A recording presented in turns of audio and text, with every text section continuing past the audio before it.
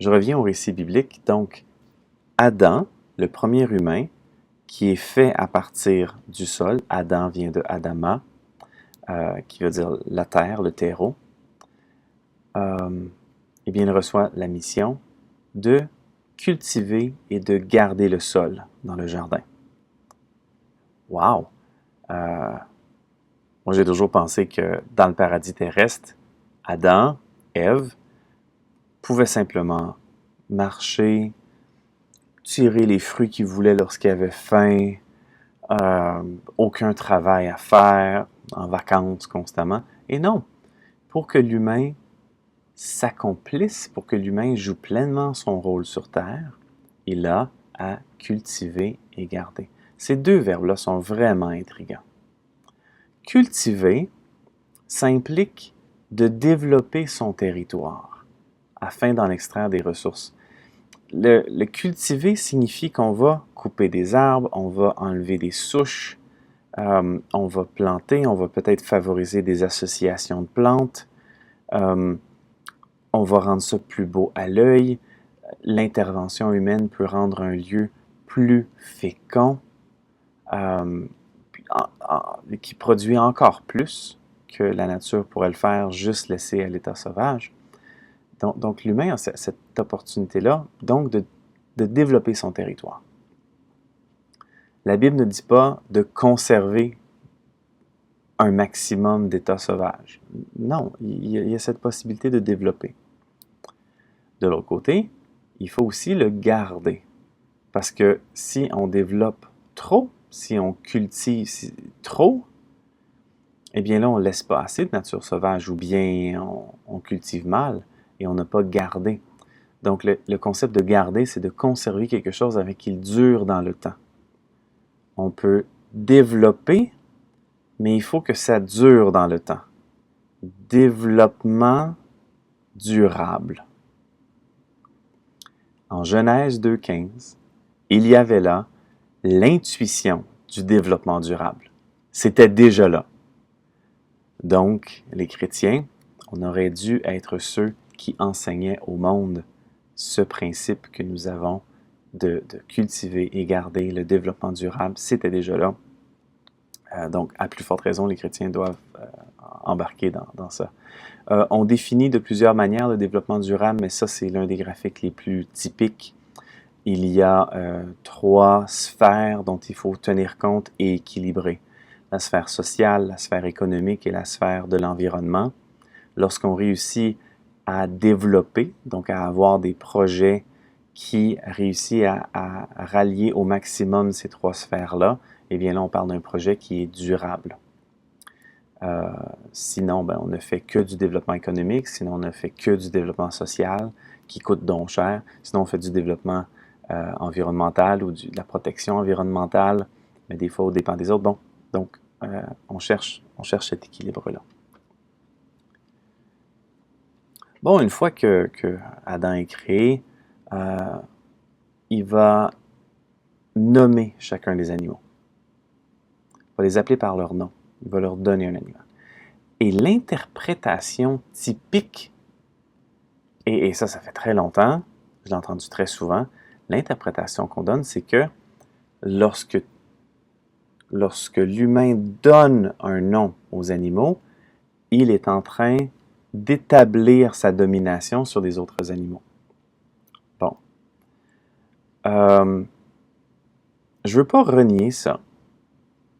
C'est vrai. Je peux imaginer des circonstances où, lorsqu'on nomme, on montre que nous sommes maîtres. Lorsqu'on reçoit un chien, on lui donne un nom, bon, mais c'est pour notamment lui donner des ordres. Ça, je comprends, ça existe. Sauf que je pense que cette interprétation-là vient cacher ce qui vient avec la beauté de nommer ce qui est autour de nous. Je me rappelle d'avoir entendu ce récit-là assis à l'église. C'était la lecture de ce dimanche-là. Et puis, j'étais assis dans le banc, puis je me posais la question, mais qu'est-ce que ça veut dire? Je sens qu'il y a une interprétation écologique à ça, mais J'arrivais pas à mettre le doigt dessus. Et puis lorsque je suis revenu chez moi, c'était l'heure de préparer le repas. Je me suis lavé les mains et là, je regardais à travers la fenêtre et il y a un oiseau jaune qui est venu se poser à la fenêtre. Et là, j'étais tout émerveillé de cet oiseau jaune et tout ce que j'arrivais à dire, c'était « Maman, il y a un oiseau jaune à la fenêtre. » Je connaissais pas le nom de l'espèce. J'étais pas capable de le nommer. Et puisque j'étais pas habitué de nommer cet animal-là, j'en étais pas conscient et ça faisait pas partie de mes préoccupations et dans le fond, ça n'existait pas vraiment. Dans ma tête, je ne reconnaissais pas l'existence de cette espèce-là, j'étais pas capable de la nommer. Finalement, j'ai découvert plus tard, c'est un chardonneret. Mais pour moi, ça a été une grosse prise de conscience que dans le fond, le nom, c'est aussi une reconnaissance de l'existence. Voici ce qui est écrit, chacun de ces animaux devait porter le nom que l'humain lui donnerait. Mais ça veut aussi dire que l'humain n'est pas indifférent face à la multitude des animaux qui sont autour. L'humain doit donner un nom aux animaux. Et une fois qu'ils sont donnés, on utilise les mêmes pour pouvoir s'entendre. Mais en faisant ça, on reconnaît l'existence. Et là, écoutez les noms qui sont donnés dans certains discours. Lorsqu'on regarde un banc de poissons et on parle de la ressource, alors le nom que je lui ai donné me fait penser aussi à sa fonction et la valeur que je lui donne. Si je vois cet animal, puis je parle du spécimen de laboratoire, le spécimen, ça montre quelle valeur que je lui donne. Je vois ça, puis il y a du bon bois d'œuvre ici. Est-ce que ce n'est que ça? Le nom permet d'exister. Et cette expérience-là de reconnaissance du chardonneret qui était à la fenêtre, la prise de conscience que j'étais pas capable de nommer l'espèce au départ, ça m'a ramené à, lorsque j'étais à l'école, j'étais un élève plutôt discret. Et même si j'étais discret, j'étais tellement honoré quand finalement, l'enseignant avait, en début d'année, finalement appris mon nom. Et plutôt que de dire « Toi, tu peux répondre à la question », c'était « Oui, Normand, ton tour ». Je sentais que j'existais dans la tête de mon enseignant et la relation était bien différente que de simplement dire « Toi ». Le nom donné, lorsqu'on parle des animaux, des plantes dans la nature, ça détermine la valeur et leur fonction. Lorsqu'on est capable de nommer l'espèce, on reconnaît sa valeur intrinsèque. Mais lorsqu'on commence à utiliser d'autres mots, comme je vous ai montré, là, spécimen de laboratoire, bois d'œuvre, on montre aussi qu'on est dans une autre relation. Et je viens du sud du Québec, dans l'est du Canada, et puis il y a certains animaux que j'ai appris à nommer. Il me reste encore beaucoup d'apprentissage pour connaître encore mieux les animaux qui m'entourent. Sauf que, je vous donne un petit défi. Quel est le nom de cet oiseau? J'en ai parlé. C'est le chardonneret jaune. Il s'appelle comme ça en raison de son alimentation. C'est surprenant qu'il mange du chardon, donc on l'appelle comme ça. Quel est le nom de cet animal? C'est une musaraigne. Ici, pas facile. C'est un animal qui a à peu près la grandeur de mon pouce. C'est une rainette faux grillon. Il s'avère que pas trop loin de chez moi, dans le sud du Québec, il y a un boisé qui a été protégé pour pouvoir sauver cette espèce. Et j'ai pu marcher à l'occasion dans le sentier de cette forêt-là. Et il y a un chant qui est qui émerveille.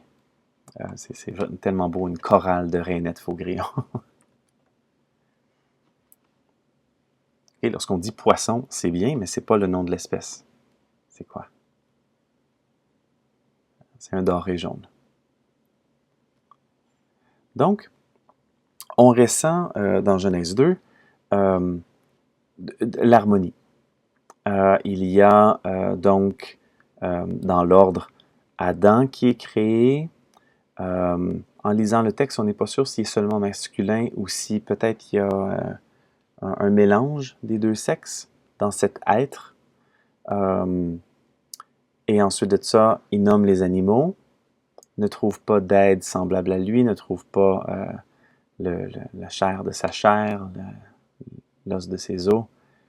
Et Dieu remarque qu'il a besoin d'une semblable. L'endort, le mot qui est utilisé, c'est soit la côte ou le côté, ce qui impliquerait, si c'était le côté, une espèce de coupure, de section de cet être qui s'autosuffit. Section, on a là l'origine du mot sexe. Section, donc une coupure. Et là, cet être qui semblait s'autosuffire, Adam, bon ben là maintenant, il devient un peu incomplet. Et là, les deux sexes se complètent, homme et femme, ish, isha, homme et femme, et leur nom, Adam et Ève. Adam, c'est le terreux, Ève, c'est la vivante. Et ce couple original, qui se retrouve dans le Jardin d'Éden avec aucune prédation, c'est l'harmonie totale. Et puis, ben, c'était pas pour rester comme ça. Hein? Dieu fixe une limite. En présentant le jardin, il y a l'arbre de la vie qui est au centre. Et il ne semble pas y avoir d'empêchement de manger de l'arbre de la vie. En fait, même, c'est ce qui conserve leur immortalité. Par contre, il y a un arbre qui est mentionné plus tard, l'arbre de la connaissance du bien et du mal. Et Dieu dit, vous pouvez manger de tous les arbres, vous avez regardé toute cette abondance, mais vous n'avez pas accès à cet arbre-là. Vous ne pouvez pas en manger les fruits. Le serpent arrive. D'ailleurs, il y a seulement 2 endroits dans toute la Bible où il y a un animal qui parle. L'autre, c'est dans le livre des Nombres avec un âne qui parle. Mais là, il y a un serpent qui parle. C'est pas typique dans la Bible d'avoir des animaux qui parlent. Le serpent parle, dit à Ève, et selon le récit, Adam, il n'est pas dupe, là. Il est juste à côté. il n'est pas au loin. Donc, c'est clair qu'il doit entendre la conversation, puis il acquiesce, puis il est d'accord. Fait qu'on ne peut pas seulement mettre la faute sur Ève. Bref, le serpent est là et va mentir à Ève en disant non, non, non, vous deviendrez des dieux. Et puis, elle se laisse convaincre, prend le fruit, en mange, en offre à Adam, qui est juste à côté, en prend une bouchée. Et puis, tout s'inverse à ce moment-là. Sens-tu dessous, tout tourne à l'envers. Ils ont eu le désir un instant d'être comme Dieu, d'être eux-mêmes des dieux, de prendre possession de la connaissance du bien et du mal, décider par eux-mêmes ce qui est bien, ce qui est mal. Et finalement, bon, il y a des conséquences à ça, ils seront expulsés du paradis. Mais ici, je l'ai appelé le fruit de la limite. Parce qu'ils ont transgressé une limite. Le Seigneur leur avait dit, vous pouvez manger de tout, mais pas ça. Et l'être humain a de la difficulté à respecter les règles, puis à rester dans les limites. Et ce récit-là le démontre bien, et qu'il y a des conséquences à ne pas respecter les limites. On voit dans le jardin jardin d'Éden, qu'il y a cette harmonie des relations fondamentales. Un individu est en relation avec les autres êtres humains, en relation avec la terre, en relation avec Dieu, et il y a d'autres relations entre elles tout autour. Lorsque nous, on ne joue pas bien notre rôle, ça vient mettre du sable dans l'engrenage, Et puis, c'est là que le péché arrive. Lorsqu'on détruit la terre, lorsqu'on blesse d'autres humains, lorsqu'on offense Dieu, ce sont des péchés. Et le plus grand des péchés, c'est de se prendre pour Dieu. Lorsqu'on manipule les OGM et on pense qu'il n'y aura aucune connaissance, c'est le code même de la vie, on se prend pour Dieu. On est en train d'inventer des nouvelles espèces. Lorsqu'on construit, lorsqu'on fait des coupes à blanc, qu'on construit d'une manière disproportionnée, je ne suis pas en train de dire qu'on ne devrait pas toucher à notre environnement, mais il y a des fois que c'est des projets qui sont juste trop grands, ils transgressent une limite. On se prend pour Dieu.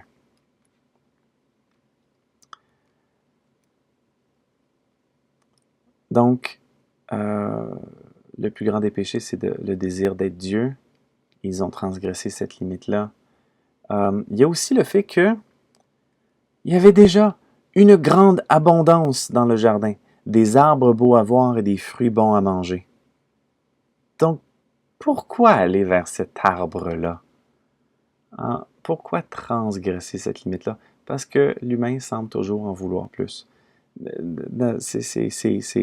Ça fait partie de nos limites comme être humain. Donc, il faut être capable d'apprécier ce qu'on a. Et à un moment donné, voir qu'il y a une limite à toujours en vouloir plus. Et chaque fois qu'on transgresse cette limite-là, on perd le paradis.